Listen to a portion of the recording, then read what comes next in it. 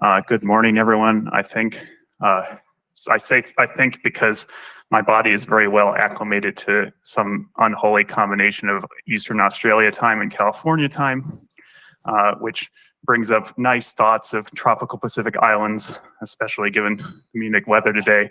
But at any rate, is quite distant from UTC +2. So if I say something that doesn't make sense, it's me, not you. And I think I'm happy to be here at my 7th BazelCon.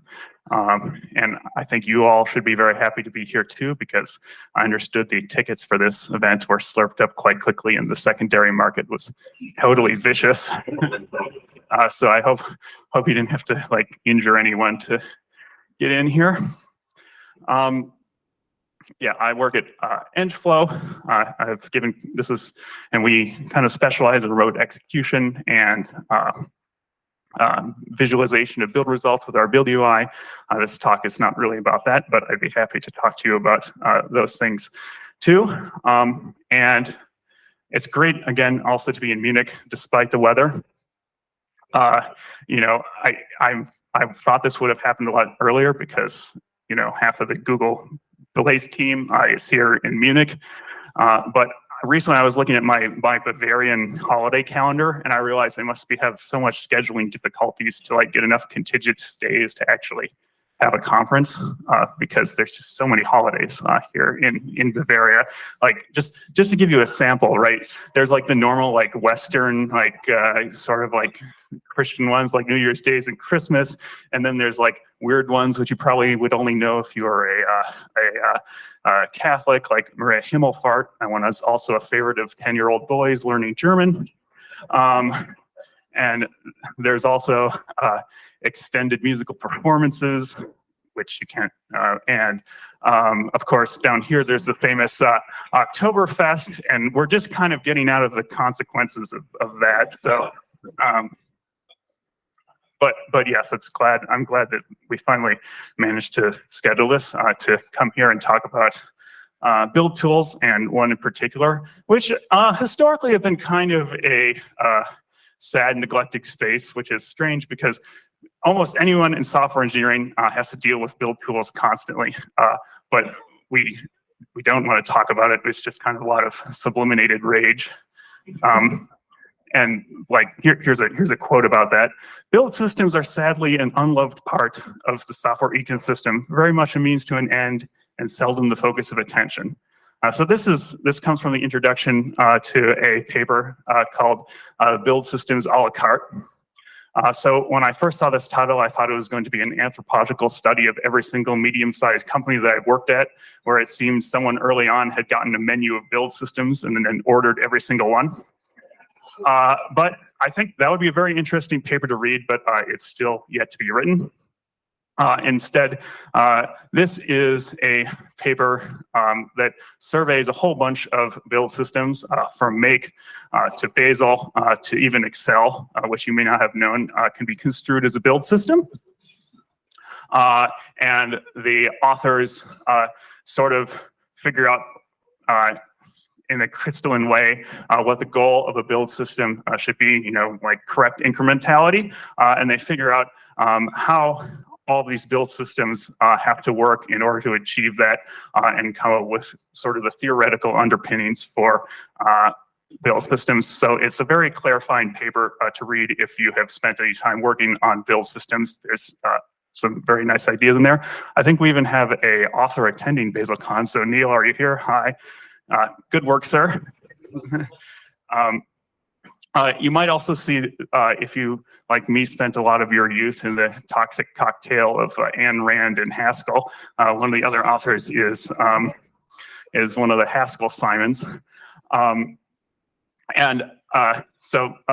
Great paper, but I have to say there's parts of it which make me cackle.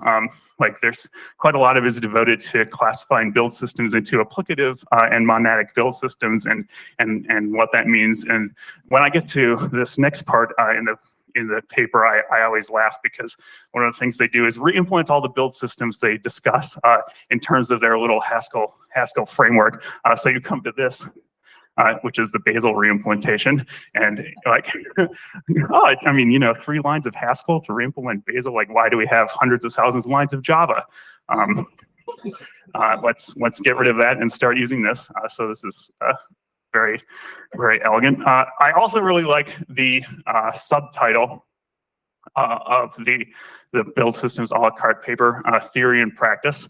And I think those are 2 concepts between which the interplay is very interesting. You know, sometimes we have a whole mess of things, practical systems that we use, and with a few clarifying theoretical insights, a lot of what we have to do in practice can be simplified.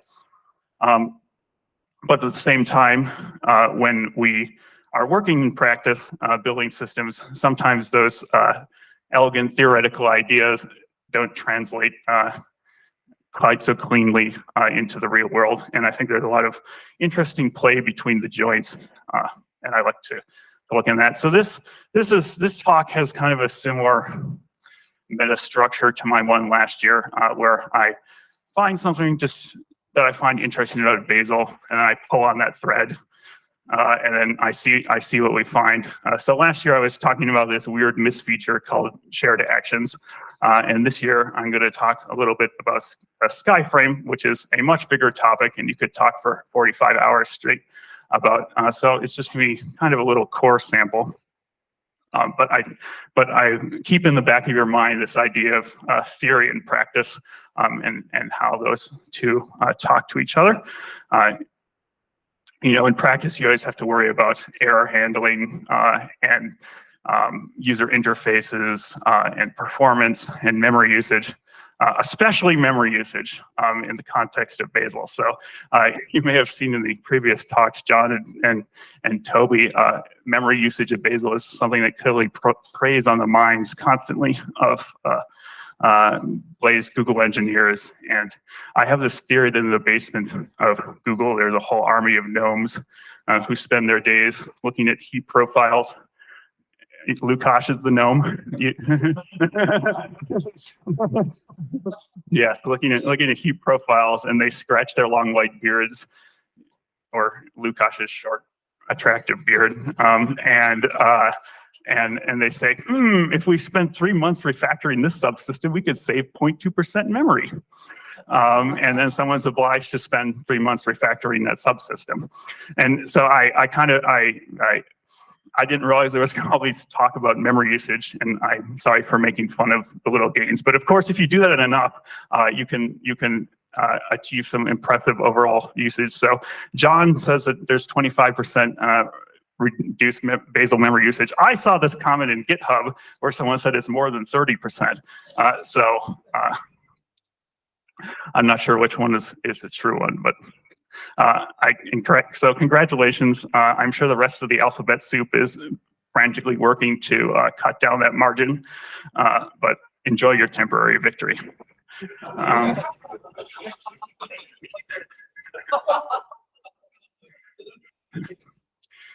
That's the nature of developer tools. All right. So the topic of this talk, Skyframe. So I feel like this is a thing that most Bazel users know by a name and stack traces, which are printed to the console. But if it turns out, if you go and type this into Google, you'll see that the people who have the best SEO for Skyframe are this place that makes glass sliding doors. And they're actually not, they're located in Switzerland, like a few-hour drive from here, in a place called Frauenfeld. So this is, overall, I enjoyed looking at this website. There's like these classifications of sliding glass doors. There is one thing which really upset me, though, which is that apparently like the marketing language that you use for sliding glass frame doors is exactly the same for technology, right? So you know, Skyframe sets new standards of technology. In collaboration with universities, Skyframe continuously strives to develop new innovative solutions from which the basis of truly visionary ideas for timeless spatial concepts.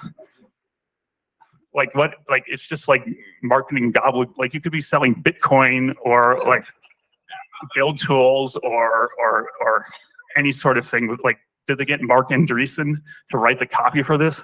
So After you're done feeling enraged about that and you like type Bazel to your search terms, you'll eventually find that this is the thing which has like a nice overview page somewhere in the Bazel documentation. Basically, the gist of that page is that Skyframe is the parallel evaluation and incrementality model of Bazel. So in some sense, it reifies the ideas that are from the Build Systems a la carte paper for Bazel. It's the part that makes Bazel a correct incremental parallel build tool. And so to kind of ease you into like what Skyframe actually looks like from a Bazel internals perspective, I wrote a really silly implementation of Skyframe in Python.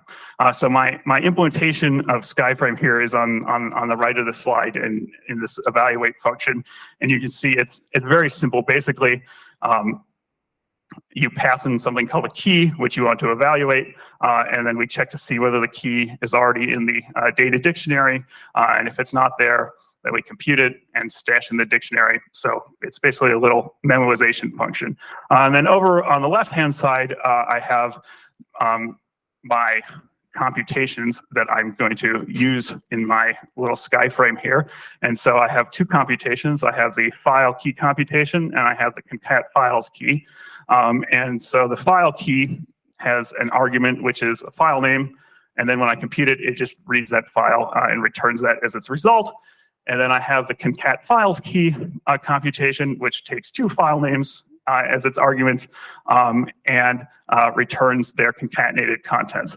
And the interesting thing about this is it does that by recursively calling into the evaluate function with the file key computation, which is able to return the contents of files. So sort of the idea is once I've done one of these computations, it's kind of cached in the data dictionary, and I never have to do it again. All right, so this is like the core idea of Skyframe. And if you go look at like the implementation of Skyframe into Bazel, like you'll see that it's 15,000 lines of Java, and this is not even the test. And you know. Java famously has a lot of logorrhea, but that doesn't account for all of it. And because in real life, in practice, you have to do quite a lot more things than my silly Python implementation. So among them, you have to worry about concurrency and detecting cycles and how to invalidate things that change and error handling and replay messages and batching and blah, blah, blah, garbage collection. So all of these things have to be in play at once in the Bazel Skyframe. And to give you a sense of what it looks like actually in Bazel using the real Skyframe, here is what my concat files function would end up looking like in Skyframe. So basically in Skyframe, it's a framework for building a graph of computations. And each computation has some inputs, and then the computation does some work and produces some outputs. And in the course of doing this computation, it can depend on other computations in the Skyframe framework. And that kind of induces a graph structure on the web of computations. So in the concat files function Skyframe real version, you can see we still have this compute method, and rather than calling evaluate, we're past this class called SkyFunction environment, which has a useful get value method, which we can pass other Sky keys to. And then finally, at the end of the function, we again concatenate the values from the file subkeys and return a result. You can see there's also these null checks, which makes it look like someone has been wanting to write Go in their Java. And it seems a little like line noise, but this actually gets to a very key implementation choice that was made in Skyframe. And that arises from, if you're implementing Skyframe, what do you do when a value that someone requests is not yet available? So in my evaluate function, it just recursively calls in to get the value that's needed, essentially blocking the caller. And that is certainly an implementation choice you can make. But when you have tens of thousands of these computations in flight, you don't necessarily want to be blocking OS threads or having tens of thousands of OS threads. So that's kind of a limitation. And so what you can do instead is you can just tell the caller, sorry, I don't have that yet. We'll call you back later. And so that's what Skyframe returning null means.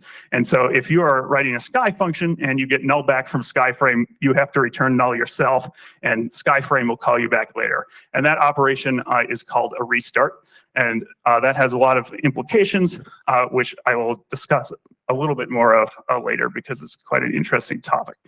And just again, to emphasize how similar my Python implementation was in a way, was that like all of the data of Skyframe is ultimately stored in a giant map called node map, just like the Python implementation buried there in memory graph impl. All right, so let's talk about how Bazel actually works on Skyframe. And to do that, we need to discuss a little bit of a fiction that Bazel tells you, which is the notion of Bazel phases. And so you may have absorbed some of this from Bazel documentation and other talks. Bazel says it has 3 phases: loading, where packages are actually, the build file is parsed, and you get a list of targets. And this is the thing that you can look at if you run Bazel query. And then there's analysis, where rule implementation functions are actually run and actions are created, which you can look at using cquery. And then finally, there's execution, where Bazel shells out, calls remote execution systems to actually produce the artifacts that you want in the build. So why do I say this is a polite fiction? Well, my understanding is that the original implementation of Bazel, like these, were actually all very distinct phases with like separate implementations. But it's kind of bad for performance to actually have like these synchronized points in your build. If you're building 2 unrelated things, like you don't need to wait for the loading of one to start doing the analysis or execution of another. So shortly after Bazel was released in 2015, change was actually made to allow loading and analysis to happen in parallel. Yeah, that was also work. Then recently, it was much more complex to merge execution into these 2. I think it took about 2 years at least to do, but that flag was finally flipped a few weeks ago to allow execution to happen in parallel with all these. So it's basically a lie that these are distinct phases, but because Bazel had like exposed these implementation details essentially for such a long time, Bazel kind of has to pretend to have these separate phases. It's still kind of useful to think about it when you're talking about the Skyframe, Bazel on Skyframe implementation, because each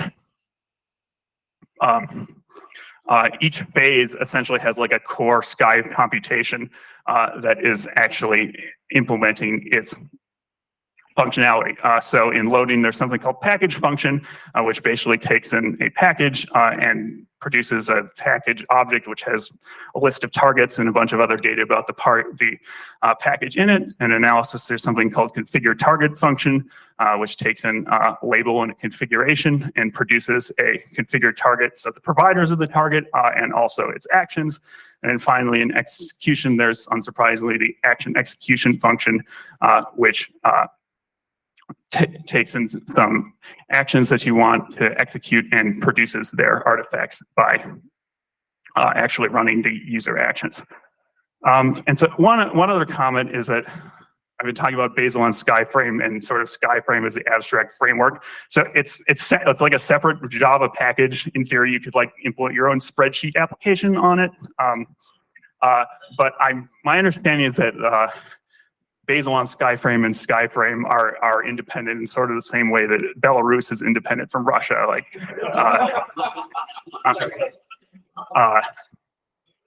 not you know, Skyframe knows its master. So,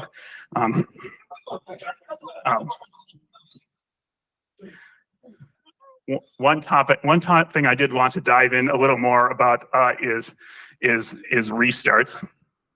And one thing immediately that's a little bit interesting about Skyframe is that, or restarts, is that while most of Skyframe is very much hidden by Bazel, again, except for stack traces, restarts do show up in the UI, at least historically, in one place, which is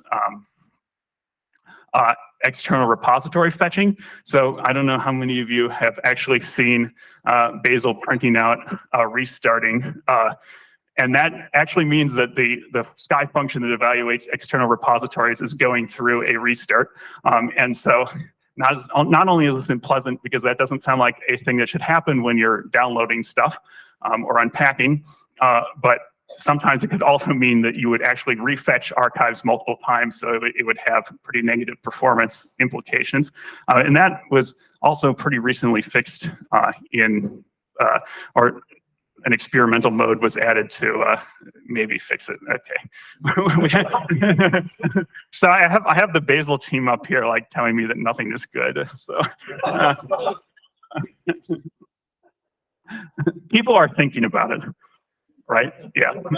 Okay.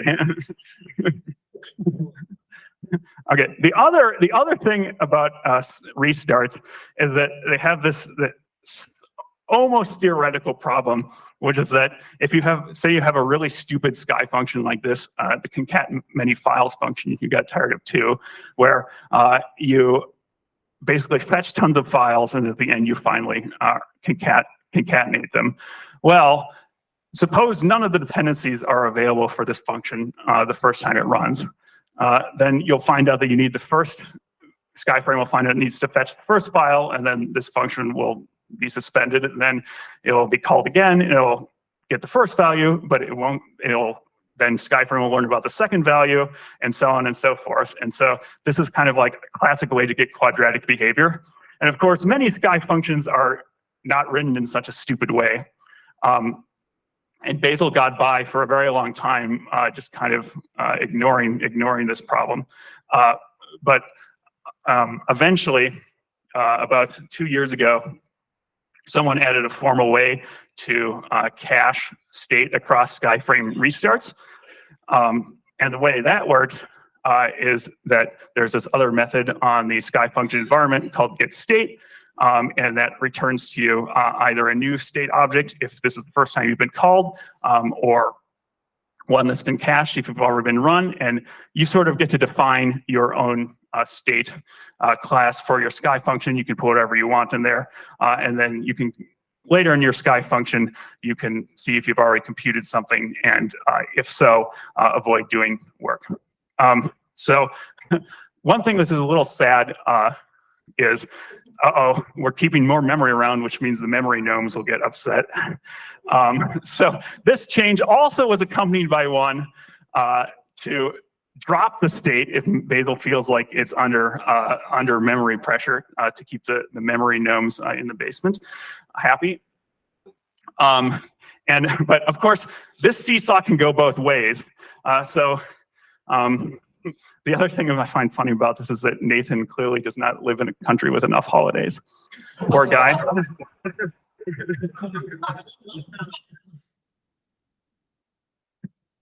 Who doesn't love spending Boxing Day writing Skyframe patches? Yeah, so as I said, the seesaw goes the other way, and eventually someone earlier this year had to add a way to limit the number of times the caches are dropped due to memory pressure, because otherwise it wasted too much CPU time recomputing things that that could have been cached if you weren't dropping the caches. So this is a beautiful instance of practice being very messy. The other thing, which is a little icky about the Skyframe state thing, is that for complex Sky functions, which of course the ones you are most interested in caching the results in, you can have these very long state structures. Of course, there's a combinatorial explosion of the number of things that could be null or non-null in the state function, and so it can be very difficult to figure out what would actually be available on the state function after a particular set of restarts. So another thing that happened this year was the introduction of state machines for Sky functions.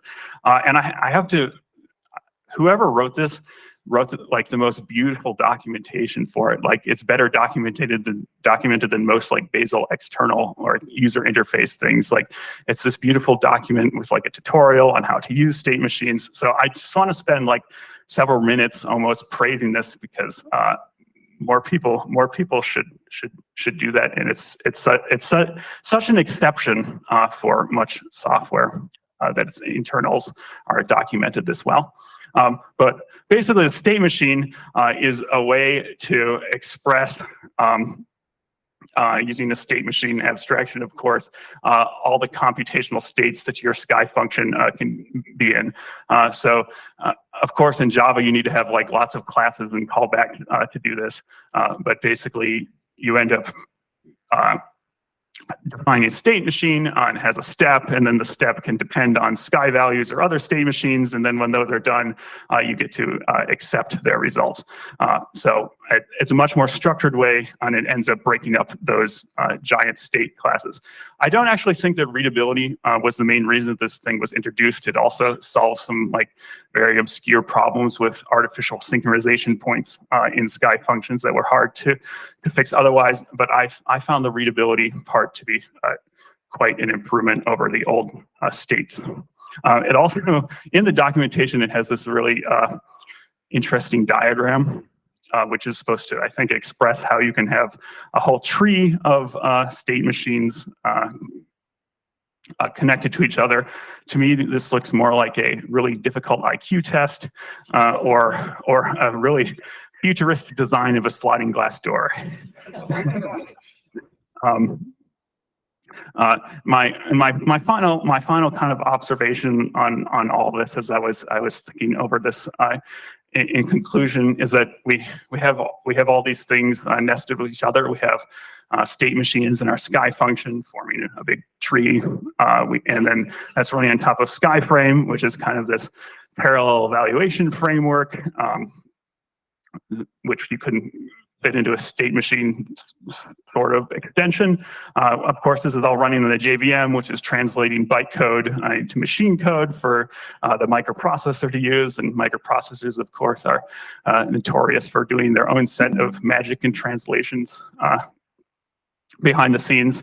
And of course, finally, there's the operating system, which is running all your threads and so forth. So apparently, we can just not help ourselves in putting more machines inside of our machines, and it's turtles all the way down.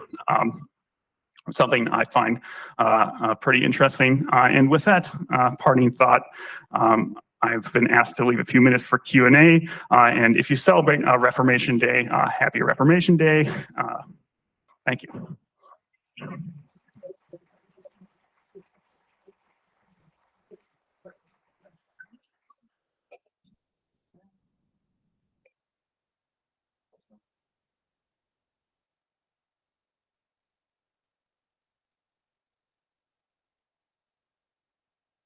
Hi, if you would start from the beginning of implementing Skyframe to be written in Java, how would you structure the code to be easier to restart and not to have memory issues? Well, until very recently, as John was mentioning, Java did not have lightweight virtual threads, and so that's a thing that you could think about using instead of this restart architecture. I mean, and that's it's not even a given that would work though, because like if you have a virtual thread, then that's like a whole stack that you have to keep in memory, and we know using memory is bad. So I think that would have its own issues.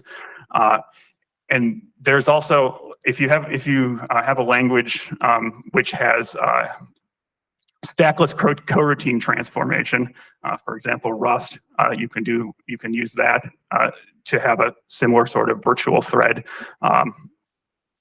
kind of architecture. So those I think are your main choices, and they both have very important trade-offs. And one question about it, like, would it make sense to make like a byte code machine for the Skyframe, or it would not simplify things? I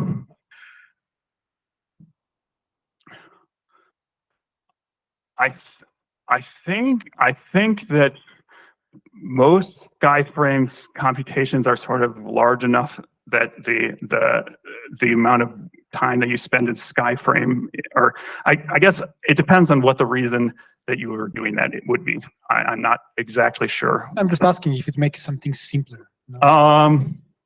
Oh, I don't think it would make something simpler. There's someone behind the pillar there. Could I ask? Benjamin, just a few years ago, I think you referenced to Skyframe before, and I think you mentioned that. Hello? Hello? It's just anyway. I'll repeat it. A few years ago, you referenced Skyframe, and you said that you heard somewhere that inside Google that organization stored in a remote server. So have you figured it out? Is it feasible at all, or just? Yes. Okay. So the question was, I mentioned several years ago that there may be another implementation of. Did I mention that at a talk, or was I just to you? Another implementation of Skyframe where Sky stuff can be like cached remotely, or it's running on the server side. I would say one of the funnier things about Skyframe is that many of the classes within the Skyframe framework have a comment which says only public for use in alternative evaluator implementations, and there are no alternative evaluator implementations in the Bazel repo. I kind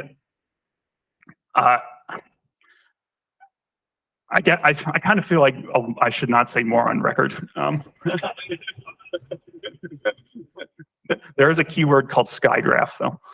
All right. Did you have a chance to look at the other implementations of Blaze that maybe are also using Skylark or Starlark, how they are doing this stuff? Yes. So, and I mean, actually, you should look at the build systems a la carte paper, because this is one of the major things that is discussed, and they kind of figure out how every build system is doing it. So, for example, a Buck2 uses async and await in Rust, which is kind of the Rust compiler then is providing the stackless coroutine transformation. But the other thing is, like, memory is a universal problem for everyone. And I saw someone was busy like optimizing the size of closures in Buck2, so you know.